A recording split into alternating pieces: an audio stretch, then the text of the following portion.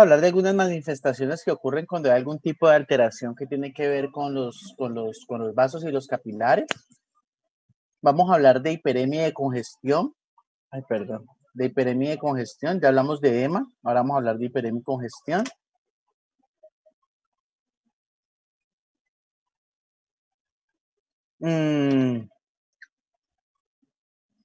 La hiperemia y la congestión básicamente se deben a un aumento del volumen de sangre local.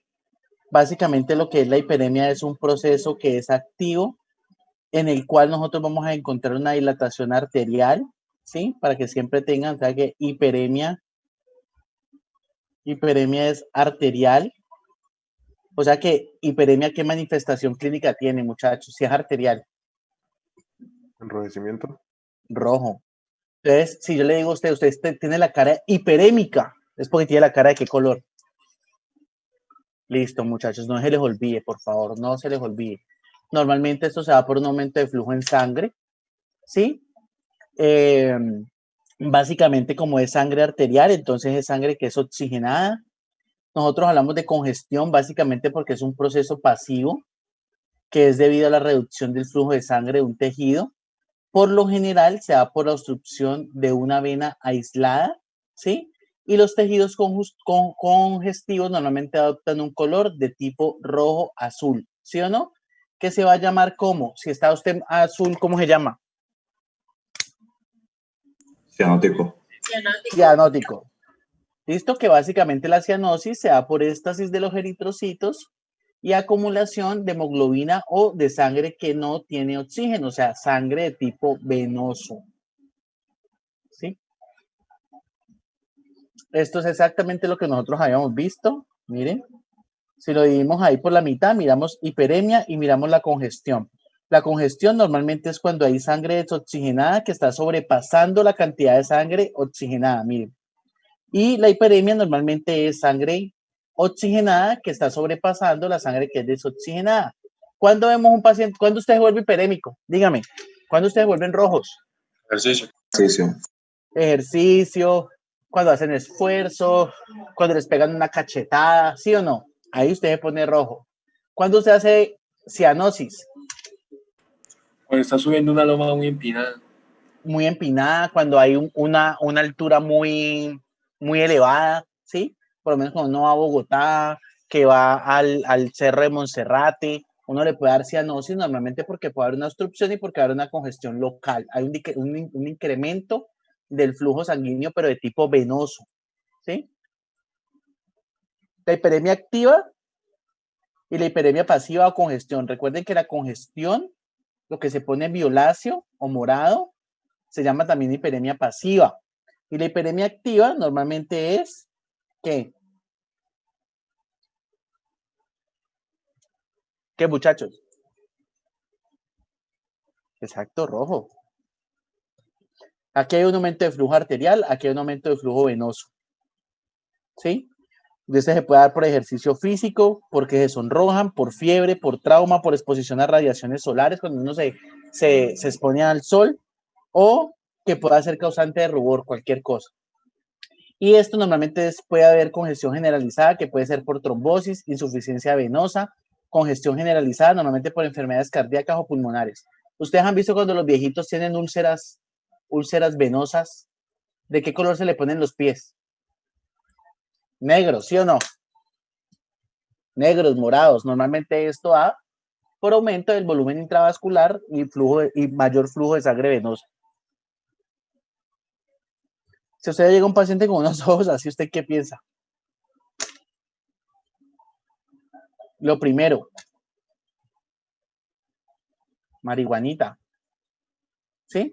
La marihuana normalmente pone los ojos hiperémicos, ¿sí? Esto normalmente consiste en un proceso de contenido hemático en el volumen de sangre de los vasos de los ojos. Normalmente esto quiere decir que aumenta el flujo sanguíneo, la marihuana aumenta el flujo sanguíneo hemático del ojo y puede ser por aumento de flujo o dilatación vascular, ¿sí? Esto del hígado, no, esto es más para otras cosas, esto no. Hemorragias, vamos a hablar de hemorragias, ¿sí? Díganme qué tipo de hemorragia ustedes conocen, porque normalmente cuando uno le hablan de hemorragia, ¿ustedes qué piensan? En el chorrero de sangre, ¿sí o no? Menorrea. ¿En qué? Cuando las mujeres sangran mucho por Sí, uno el piensa en eso, periodo. esa es una hemorragia.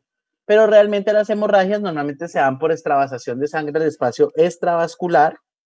Pueden haber distintos trastornos clínicos que en conjunto, es decir, cuando un paciente tiene alguna alteración de los factores de coagulación de la sangre, que tiene una alteración generalizada, nosotros hablamos de una enfermedad que se llama diátesis hemorrágica y puede ser por alteración de los factores de coagulación. ¿Sí? Normalmente cuando hay ruptura de una arteria de gran calibre o de un vaso por una puñalada, por un tiro, por un trauma en un carro, por un trauma cerrado de abdomen, ¿sí? Normalmente nosotros podemos encontrar hemorragias severas. Normalmente nosotros hablamos de una hemorragia masiva cuando el paciente pierde como mínimo 1500 centímetros cúbicos de sangre y hay que reponérselos, ¿listo? Con líquidos. Estas hemorragias por daño de vena de gran calibre o de vaso de gran calibre, arteria de gran calibre, se debe a traumatismo que pueden ser abiertos o pueden ser cerrados. Los abiertos, ustedes ya saben que son puñaladas o que pueden ser heridas por arma de fuego. Y los cerrados por accidentes de tránsito. Aterosclerosis, que me rompe un vaso y hacen un aneurisma. O por erosión e inflamación neoplástica de la pared vascular, ¿sí? Hay hemorragias que pueden ser diminutas, muchachos, chiquiticas, como si yo cogiera un Sharpie, unos dos marcadores rojos. Dime. Por ejemplo, las personas que, digamos, tomaban mucha aspirina, que porque eso era bueno Exacto, eso puede para la ser, puede producir circulación. una diátesis hemorrágica. Porque la aspirina actúa sobre los factores vitamina K dependientes, o sea, los factores que tienen que ver con la vitamina K. Entonces, esos pacientes que hacen alteraciones por consumo de ácido acetilsalicílico, que es la aspirina, hay que aplicarles vitamina K para poder controlar ese tipo de sangrados. Pero su nombre general, o sea, su nombre sindromático, que tiene que ver con medicina, se llama diátesis hemorrágica secundaria al consumo de medicamentos. ¿Listo? Ve, profe, Dime. por ejemplo, yo tengo mi novio, a él cada ratico se le viene la sangre por la nariz y Bueno, es abundante, abundante. ajá. Bueno, los sangrados nasales, sangrado nasal, que también se llama epistaxis, ¿sí? Esa epistaxis en el 90%, 90% da por una cosa que se llaman pólipos nasales, ¿sí? Los pólipos nasales normalmente son muy vascularizados y cuando el paciente se mete el dedo a la nariz o tiene algún tipo de manipulación de la nariz, pueden sangrar porque esos vasitos son tan chiquiticos que se rompen. Esa es una. Y la otra es que los pacientes pueden tener en la nariz, ustedes han visto la gente que tiene como unos vasitos bien moraditos alrededor del pliegue de la nariz, del pliegue nasal, como unos vasitos bien, bien moraditos, chiquiticos, delgaditicos. Sí. Eso se llama telangiectasias. Telangiectasias, que son como arañitas, arañas vasculares. Esas arañas vasculares, así como salen por fuera de la nariz, también están por dentro. De estos pacientes, cualquier tipo de manipulación se pueden reventar. ¿Sí? Se revientan. Y el tratamiento de estos pacientes, uno es, si el paciente está sangrando mucho por la nariz, debe ir donde el otorrino, que es el especialista nasal, y el tratamiento de estos pacientes es cauterización. Les cauterizan esos vasos para ocluirlos y que el paciente no sangre más. ¿Listo? Como les iba diciendo, hay hemorragias que son diminutas, que pueden medir de 1 a 2 milímetros, que se llaman petequias. ¿Las han visto? Que son chiquiticas, punticos chiquiticos, que pueden salir en el dengue, que pueden salir en muchas cosas. Por ejemplo, cuando uno le hacen un chupado. No, el chupado es, ¿qué es el chupado? ¿Qué creen ustedes? Eso sí es una extravasación de sangre. Pero la petequia es un puntico, así, miren, así, en la piel. ¿Lo ven? Así, eso es petequia. Esto es una petequia, lo que yo estoy dibujando ahí. Ahora les voy a decir qué es el chupado, no se preocupen. Y también pueden haber hemorragias con acumulación de sangre que se acumulen en algún tipo de tejido que se llaman hematomas. Como cuando usted se golpea con algo que se pone rojo inicialmente, que se golpea con una pared, con un asiento, con una silla, eso es un hematoma que normalmente es rojo y después se pone morado. Bueno, normalmente estas petequias, muchachos, esos punticos que yo les dibujé aquí, se deben a alteraciones plaquetarias. Si usted le llega a un paciente con petequias, usted como mínimo tiene que hacerle unas plaquetas. Si las plaquetas están por debajo de 150.000, esto se llama una trombocitopenia, o sea que es una petequia por alteración de plaquetas. ¿Listo? Y normalmente es debido a algún tipo de agente infeccioso, principalmente el dengue. Hay hemorragias ligeramente grandes que miden más de 3 milímetros que se llaman púrpuras. Son muchas, son como de este tamaño y normalmente las encontramos en cualquier parte del cuerpo, pero se ven mucho en los miembros inferiores. ¿Listo? Hay hematomas subcutáneos extensos que son equimosis, que estos pueden ser los chupados, ¿sí? Que miden más de 1 o 2 centímetros, ¿sí? Se llaman equimosis y son hematomas subcutáneos extensos. Y también, dependiendo del sitio donde se localicen las hemorragias, va a tener diferentes nombres. Si se localiza en el tórax, se va a llamar, ¿cómo? Hemotórax. Si se localiza en el pericardio, se va a llamar hemopericardio. Si se localiza en el peritoneo, se va a llamar hemoperitoneo. Y si se localiza en las articulaciones, se va a llamar hemartrosis. ¿Sí? Las hemorragias pueden dar en diferentes sitios, por lo menos miren este cerebro. ¿Sí la ven? Normalmente esto es un ACV hemorrágico. ¿Sí? Es por ruptura de un vaso. Básicamente, en el 90% de los casos, los ACVs o accidentes cerebrovasculares hemorrágicos se dan en la arteria cerebral media. Esto no se les olvide. ACV hemorrágico cerebral media. ¿Y eso que ustedes ven aquí qué es? ¿Qué tipo de hemorragia es esta? Petequias. ¿Sí ven que son puros punticos? Son puntiformes.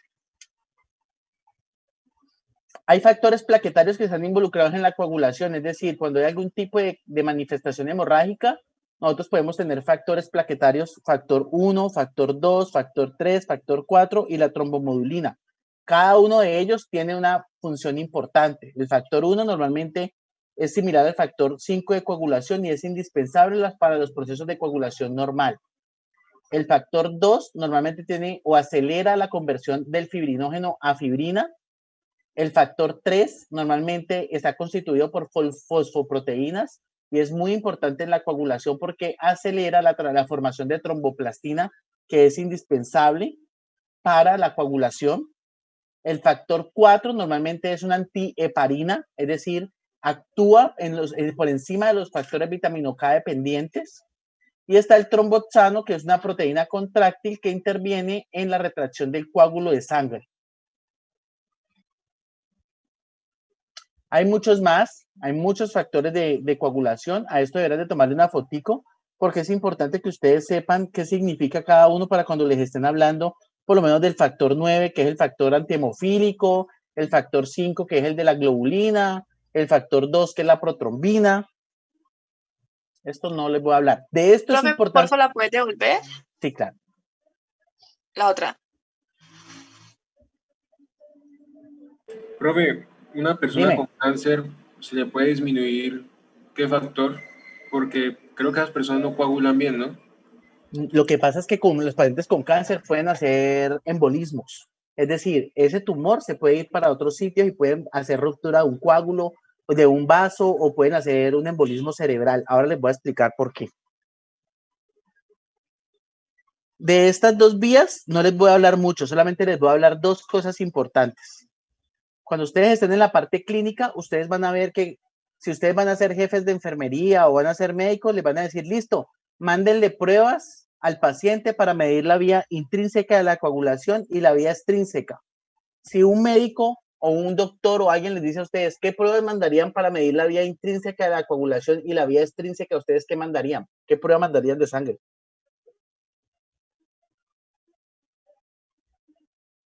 ¿ustedes han escuchado del PT y el PTT? ¿Alguna vez en sus vidas? Nunca. Está el tiempo de tromboplastina, que es el PTT, y está el tiempo de protrombina. El tiempo del PT va a medir la vía extrínseca y el PTT va a medir la vía intrínseca, para que no se les olvide nunca, porque así se los van a pedir en algún lado cuando ustedes vayan a estar rotando en clínicas. PT, tiempo de protrombina, mide la vía extrínseca, y PTT, tiempo de tromboplastina, va a medir la vía intrínseca. ¿Listo? La vía extrínseca normalmente desencadenada por la trombina tisular, ¿sí? Favorece la agregación plaquetaria, y la vía intrínseca básicamente produce gran cantidad de fibrina. Por eso nosotros tenemos que hacer pruebas de tromboplastina, porque la tromboplastina es la que se une a la fibrina para poder hacer coágulos.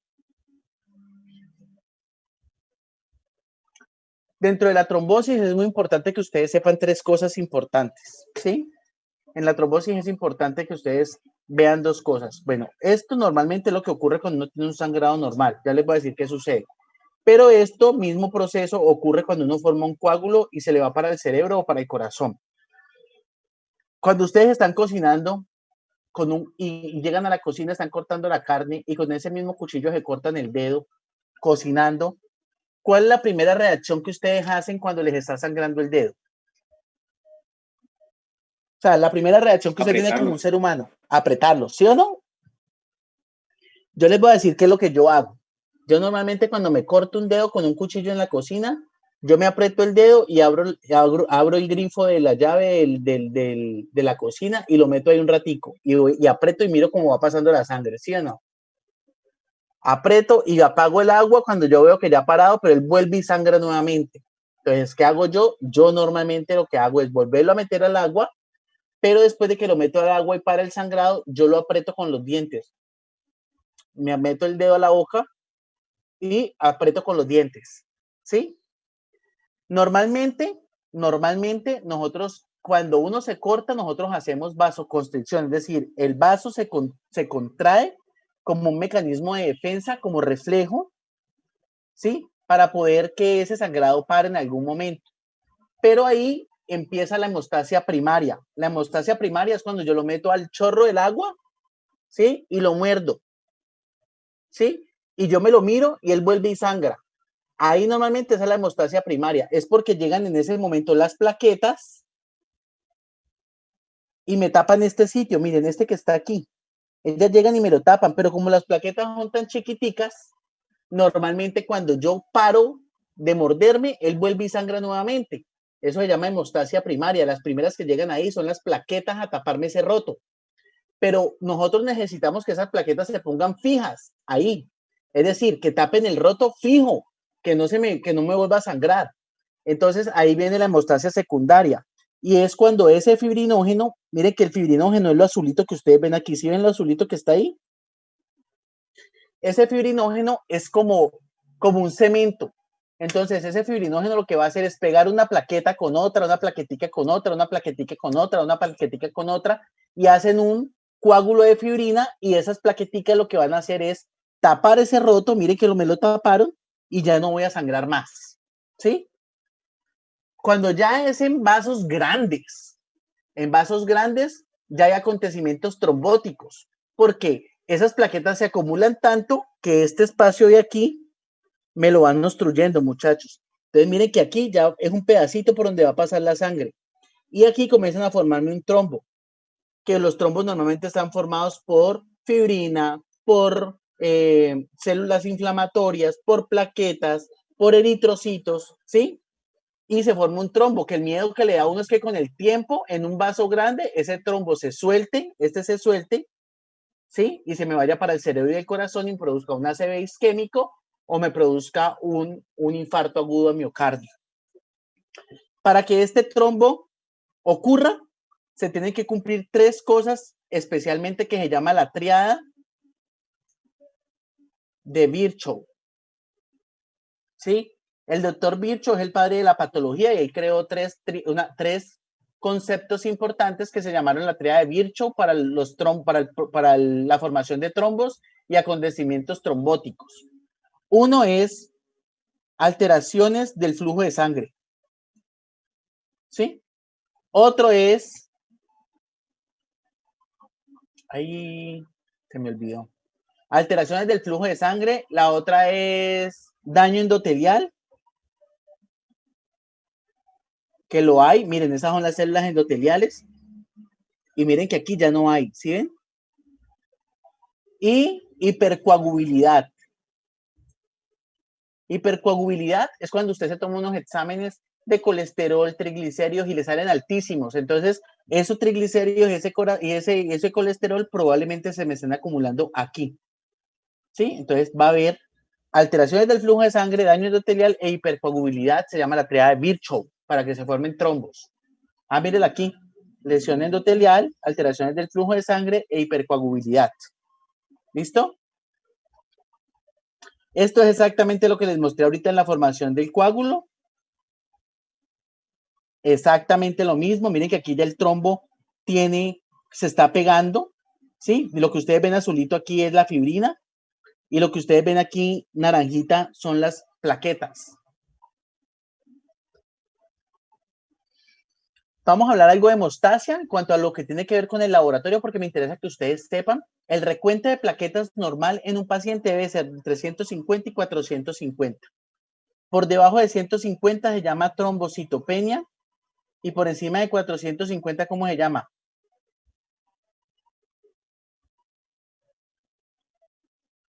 Trombocitosis. El tiempo, este tiempo normalmente no lo tomamos, entonces no lo tengan en cuenta, pero el PT y el PTT sí deben de tener valores regulares. ¿El PT para qué es que sirve? Para la vía extrínsecos de la coagulación. Extrínseca de la coagulación. ¿Y el PTT? Intrínsecos. Listo. El PT debe estar entre 12 a 14 segundos y el de la vía intrínseca debe estar entre los 45 segundos. ¿Listo? No puede pasar de ahí. Si está por encima de eso, el paciente tiene alteraciones de la coagulación. Hijo de madre. Esto es exactamente lo mismo. Mire, estos son los valores normales para que ustedes lo tengan en cuenta. Eso es para cuando ustedes lean un examen de laboratorio, sepan si el paciente está bien o si el paciente está mal. Es la misma diapositiva anterior. ¿Qué son las plaquetas? Pues las plaquetas son discos lisos. Normalmente son desechos de los megacariocitos. ¿Sí? Y sirven para muchísimas cosas. Tienen gránulos en su interior que lo que hacen es ayudarme a la coagulación. ¿Sí? Normalmente ellos sufren 3 cambios importantes cuando están haciendo el proceso de coagulación, que es la adhesión, cambio de forma, secreción y agregación. Ellas normalmente necesitan el fibrinógeno para ellas poderse poner compactas. De esto usted ya eso ya no lo vamos a hablar más, ya eso lo he puesto en 3 diapositivas. Ahora, algo muy importante que yo quiero que ustedes me digan, en caso tal de que yo en el examen le llegue a preguntar a ustedes, les haga esta pregunta: ¿qué diferencia hay entre un trombo y un émbolo? ¿Qué? Pero porque todo el mundo me responde eso y no es la respuesta. Bueno, ya ahorita les voy a decir la diferencia, pero fíjense, este es un corazón infartado, en esta primera que ustedes ven aquí, porque un trombo, que normalmente los trombos se forman ¿dónde?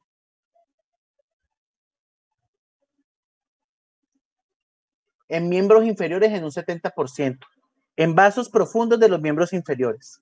¿Listo? Ay, yo no sé por qué me están llamando y yo estoy ocupado. ¿Sí? Y miren que aquí ustedes ven una arteria coronaria, ¿la ven? Esto es una coronaria, esto es una coronaria. ¿Cuál de estas 3 coronarias ustedes ven diferentes? ¿Las 2 de arriba o la de abajo? Abajo. La de abajo. La de abajo. Mire que tiene un trombo, ¿sí? Y no solamente esto, este corazón está infartado. Ustedes si ven esta área blanca, Cicatriz, ¿no? sí, esto es una isquemia, una necrosis isquémica, porque este trombo le quitó la oxigenación a este sitio y lo puso blanco. Y esto es un aneurisma aórtico que está roto. O sea, esto todo se rompió por un aneurisma aórtico. Entonces, los trombos normalmente están formados de plaquetas, ya les dije que no, plaquetas, fibrinógeno, células inflamatorias, triglicéridos, colesterol, células inflamatorias. Bueno, todos los trombos están formados como estos que yo les mostré por acá, así. Esto es un trombo. ¿Sí lo ven? Mientras que un émbolo puede ser de cualquier cosa, ¿sí? Puede ser una masa sólida, líquida o gaseosa. O sea que, díganme sí los que están estudiando enfermería aquí. ¿Ninguno? ¿Ninguno está estudiando enfermería aquí? ¿Fisioterapia? ¿Qué hay aquí? ¿Solamente medicina? Fisioterapia. Oh, fisioterapia también. ¿Y enfermería hay? Me supongo que va a haber alguien de enfermería aquí, ¿no? Bueno, ejemplo. Les voy a dar ejemplos de embolias, ¿sí? ¿Ustedes han visto cuando las enfermeras purgan los venoclisis? Sí, señor. ¿Sí?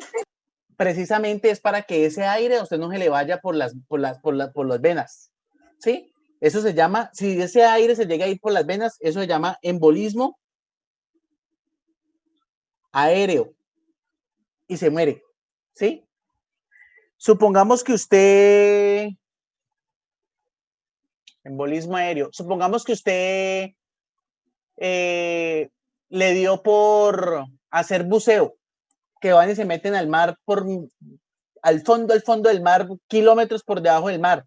Pueden hacer un embolismo aéreo, pueden hacer burbujas en la sangre y esas burbujas hacen el mismo efecto de un trombo, el mismo efecto de un trombo, pero no es un trombo, es una gota o es una burbuja de aire, se llama embolismo aéreo. Supongamos que una paciente tiene un tumor y ese tumor hizo una diseminación por vasos sanguíneos.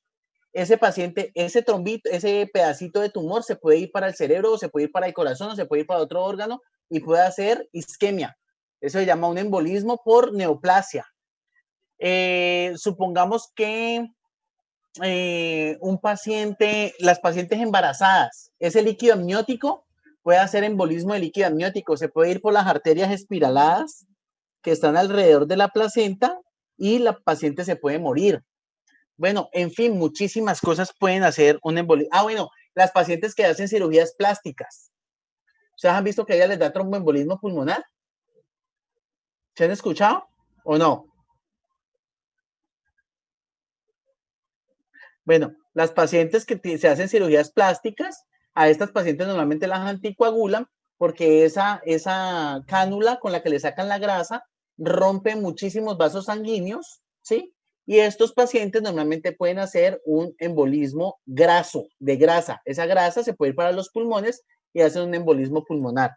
Esto que están viendo ustedes aquí es un ¿qué? Es un trombo.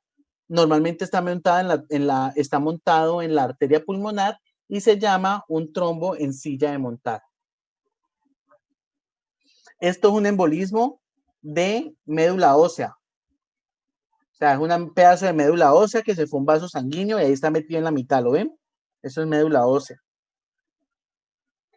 Los infartos, muchachos, pues ustedes saben que los infartos normalmente es la oclusión de una de las arterias coronarias, cualquiera de ellas que sea. Los infartos normalmente es la principal causa de muerte en Estados Unidos y de mortalidad también, de morbilidad también en Estados Unidos. Produce una necrosis de tipo isquémico en el corazón, ¿sí? También pueden producir isquemias en cualquier tipo de órganos. El corazón no es el único que se puede infartar. También se pueden infartar los riñones, se pueden infartar los pulmones, se pueden infartar el estómago, el mesenterio, se puede infartar cualquier cosa. Lo que pasa es que lo primero que se infarta es lo que más oxígeno requiere. Y los órganos que más oxígeno requieren en nuestro cuerpo son el cerebro, el corazón y los pulmones. Esto es una embolia de líquido amniótico. Mire, esto es un vaso sanguíneo y eso que ustedes ven como festoneadito es líquido amniótico que se ha ido por un vaso sanguíneo. Esto es un infarto pulmonar, ¿sí? Si ustedes pueden ver, aquí hay un fragmento de un infarto y se ve así oscuro. Hay infartos blancos y hay infartos rojos dependiendo de la sangre que me lo esté infartando. Y lo que no queremos llegar nunca a que un paciente que haga un shock, ¿sí? Perdón, lo que no queremos que el paciente cuando haga un infarto o cuando haga una embolia, no queremos que el paciente haga un shock, ¿sí? El shock principalmente, ¿cómo se dan cuenta ustedes que un paciente está choqueado? ¿Cómo se dan cuenta ustedes que un paciente está en shock? Porque cuando uno está trabajando en urgencias, hasta el portero le dice a uno, vea, este paciente llegó choqueado. Por la frecuencia cardíaca, la frecuencia respiratoria, la temperatura, la tensión arterial y el estado general. Me averiguo acá lejos los valores normales de frecuencia cardíaca, valores normales de frecuencia respiratoria, temperatura, tensión arterial. Me averiguan estos valores normales. ¿Qué tipo de...? Dime. Frecuencia cardíaca 60 a 100. Respiratoria entre 2 y 20. Tensión arterial 180 a 120. ¿Y cuál fue la otra, profe? ¿Temperatura? 36. Ajá. Digamos que está cerquita, pero no son los valores normales. ¿Listo? Averígüelos bien, bien, bien, bien y me dice. Le voy a decir uno, pues frecuencia respiratoria. Esto, cuando un paciente está dentro de esto, es porque está bien. Si está por fuera de esto, está mal. ¿Listo? ¿Cuáles son los tipos de shock? Pueden ser cardiogénicos, hipovolémicos o sépticos. Cardiogénico es cuando el paciente tiene alteración de alguna de estas variables por un infarto agudo del miocardio, por ruptura vascular, por una arritmia, por un taponamiento cardíaco o por una embolia pulmonar. Normalmente se da por un fracaso de la bomba cardíaca y hay obstrucción del flujo de salida de sangre y el paciente se puede morir. ¿Listo? El shock hipovolémico, ¿por qué se da? ¿Por qué un paciente puede perder sangre, muchachos? Hemorragia. Por hemorragias, vómitos, traumas, quemaduras, por una cantidad de cosas. Normalmente es por pérdidas de sangre, que hay que recuperarlas. Y hay que repararlo. Es decir, si a un paciente se le rompió una arteria, hay que reparársela. Y el más difícil de todos es el séptico. El séptico normalmente es un shock séptico, que es un paciente que ha tenido una infección previa y el paciente ha tenido alteración de alguna de estas variables, ¿sí? Por algún tipo de infección. Normalmente se da por infecciones de tipo bacteriano, ¿sí? Pacientes que toman indiscriminadamente antibióticos, que hacen resistencia y que cuando tienen la infección realmente no responden a la terapia antibiótica y los pacientes pueden hacer un shock de tipo séptico. Eso es todo por hoy, muchachos. Se leen, por favor, el capítulo del libro, ¿sí? De trastornos hemodinámicos, trastornos tromboembólicos y shock. Y el que quiera asistir a esta clase el día sábado, la voy a repetir nuevamente para que estén. El que no le quedó claro, me piden la clave de la clase y a las 7 de la mañana estoy dando la clase igualita. ¿Listo? Cualquier duda que tengan, muchachos, me escriben al correo, me escriben que yo no me enojo, lo que sea. ¿Listo? Bueno, profe. Bueno, profe. Gracias. Bueno, muchachos, un abrazo. Mucha suerte.